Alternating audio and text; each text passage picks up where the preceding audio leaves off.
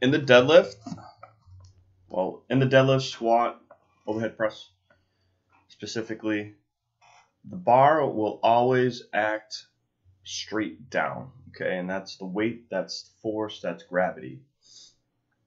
And ideally in a deadlift, we want as much of a vertical back angle as possible. But because of physical constraints, for example, segment lengths, hip position, femur lengths, shin lengths, this will look different for each person.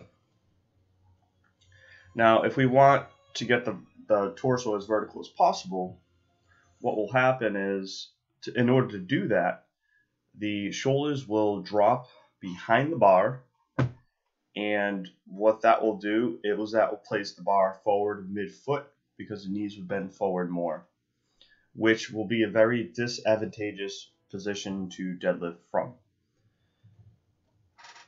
And this will show up in heavier weights. So when you go to pull a heavy weight, the bar will centrate itself under the scapula to get the bar moving, because it will readjust itself, almost self-correcting in a way, to allow you to transfer force into the ground.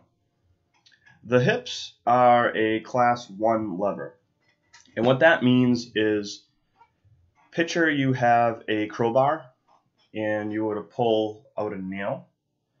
All right, so it's really, really long, and then there's a really short end. So when you pull it down, the distance that the pulling end has to go translates into a very small movement at the fulcrum. And that's the end that you're trying to pull the actual nail out of. Okay. Also, think of class 1 lever as a rake. It's really long, and then there's the end here, and then you step on the end of the rake. And if you step on that really fast, the other end is going to accelerate exponentially based off of how much force you're applying into that small segment length. Now, in the deadlift, in the body in general, the hips act as a class 1 lever. So that short end is actually the attachment site of the hamstrings, the adductors, and the glutes. So in order to overcome external resistance, the hips, adductors, glutes, and hamstrings have to produce a tremendous amount of force to overcome the weight on the other end of that segment length. And it needs to produce a lot of force because the length of the muscle isn't that long.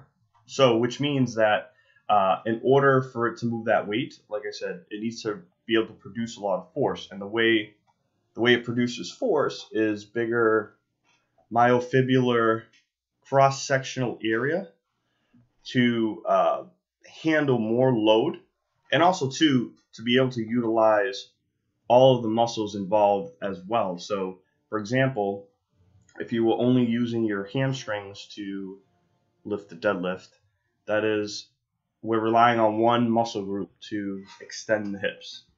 Okay, if we're able to utilize the glutes and the adductors, now that's going to spread the required force over 3 different muscle groups instead of just one.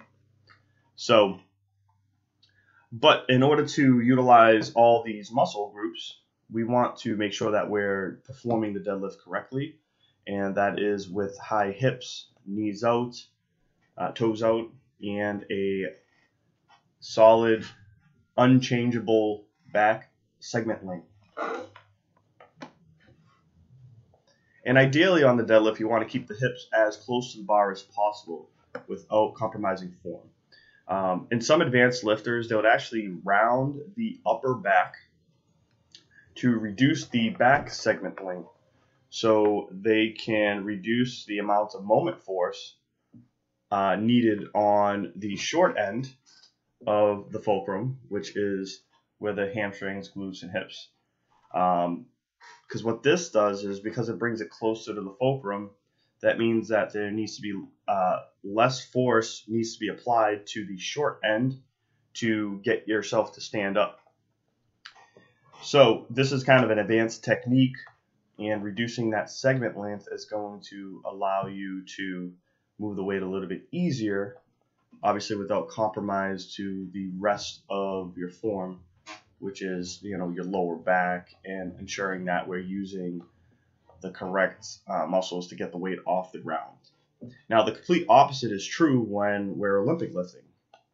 So, because the weight is so much lighter, if you were to reduce the segment length, what that's going to do, that's going to reduce the speed at the long end of the segment length.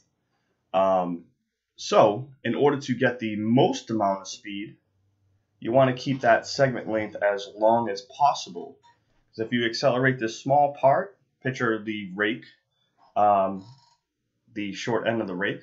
When you step on that, if that bar travels, say it takes you a half a second to completely step down on that rake so the end of the rake touches the ground, this end is going to travel very fast over a long distance.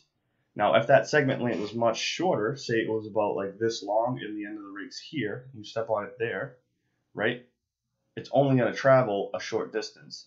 Now, if it was really long, it would travel all the way up here. So, to cover the distance from here to here in the same amount of time it takes you to step down, is going to produce